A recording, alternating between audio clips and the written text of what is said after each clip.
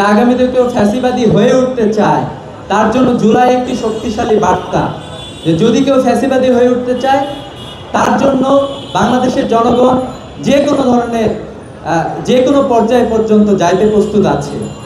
আমরা জুলাইকে দেখি মূলত শহীদদের আকাঙ্ক্ষার মাধ্যমে।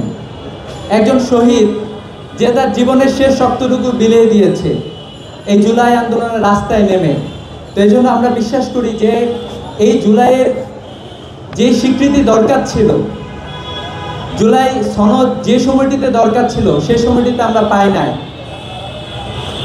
আমাদের কিছু প্রস্তাবনা আমরা দিয়ে যাচ্ছি আজকে। জুলাইকে আসলে আমরা চিন্তা করি একটা পিক হিসাবে, আমরা বলতে পারি যে আমাদের জাতীয় ঐক্যের একটা পিক হিসাবে আমরা চিন্তা করতে পারি। আমাদের সকল জনগণ, বাংলাদেশের প্রত্যেকটা শ্রেণী পেশার মানুষ, ধর্মবর্ণের মানুষ, গ্রাম শহরের মানুষ, সবাই আকাঙ্ক্ষা মূলত জুলাই এসে একত্রিত হয়েছিল। জুলাইয়ের আগে আমরা কি দেখেছিলাম? জুলাইয়ের আগে আমরা দেখেছিলাম বিগত 16 বছরে বাংলাদেশের মানুষের উপরে অসংখ্য নির্যাতন।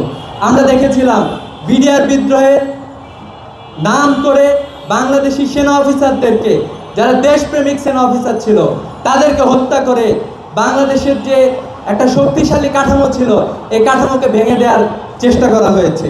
আমরা দেখেছি মানুষ যখন রাস্তায় নেমেছে প্রতিবাদ জানানোর জন্য, আল্লাহ রাসূল সাল্লাল্লাহু আলাইহি ওয়াসাল্লামকে যখন অবমাননা করা হয়েছে, তখন যারা প্রতিবাদ জানানোর জন্য রাস্তায় নেমেছিল, আমরা দেখেছি রাষ্ট্রীয় পৃষ্ঠপোষকতায় এই শাহবাগে মঞ্চ তৈরি করা হয়েছিল।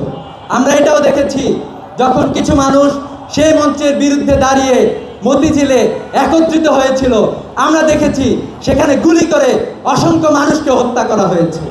যুক্তরাষ্ট্রের 1 নম্বর জিম চেইন গোল্ড জিম এখন আবারও বাংলাদেশে। বসুন্ধরা আবাসিক এলাকা ও বসুন্ধরা সিটি শপিং মলে আমরা এই ধরনের অবিচার বঞ্চনার মধ্যে দিয়ে গিয়েছি। আমরা দেখেছি সাতক্ষীরায় অসংখ্য মানুষকে গুলি করে হত্যা করা হয়েছে, মানুষের বাড়িঘরগুলোকে বুলডোজার দিয়ে গুড়িয়ে দেওয়া হয়েছে। আমরা এইসবও দেখেছি। আমরা দেখেছি মোদি বিরোধী আন্দোলনে আমাদের এই ঢাকা বিশ্ববিদ্যালয়ে যে সকল শিক্ষার্থীরা নেমেছিল তাদের উপরে অত্যাচার করা হয়েছে। আমরা দেখেছি অসংখ্য আলেম ওলামাকে, অসংখ্য শিশুকে হত্যা করা হয়েছিল এই সময়টিতে।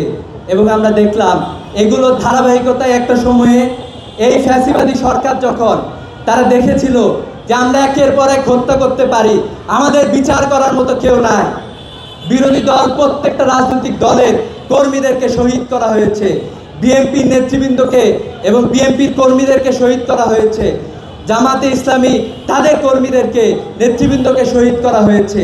আমরা দেখেছি অসংখ্য ছাত্রদল সহ বিভিন্ন ছাত্র সংগঠন, ছাত্র শিবিরের শতাধিক কর্মীকে হত্যা করা হয়েছে।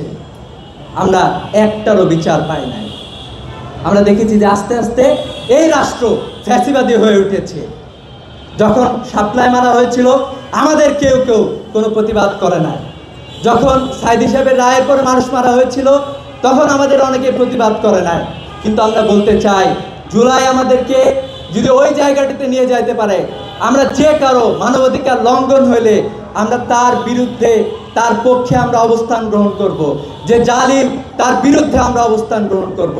এটাই হলো আমাদের জুলাইয়ের আমরা বলতে পারি যে আকাঙ্ক্ষা।